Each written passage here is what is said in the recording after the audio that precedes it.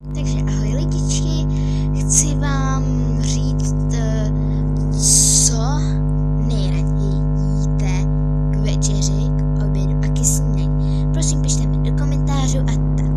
Takže chci udělat video na jedno slovo.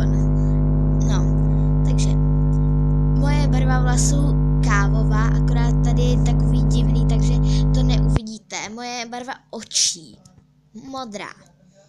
Jo, mimochodem mám tu 10, takže tady to byla druhá. Mám kluka na půl. Co ráda jím? Řízky.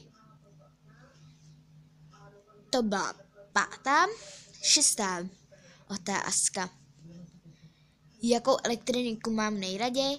Svůj tablet. Teda tablet, aby se lehce řekla. Tak, 7. Takže, 7. je. Co nejčastěji používám doma za internet? Tablet.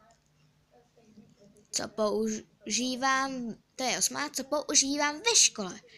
Nejraději telefon. A 9. 9. moje nejlepší kámoška Sovča. A 10.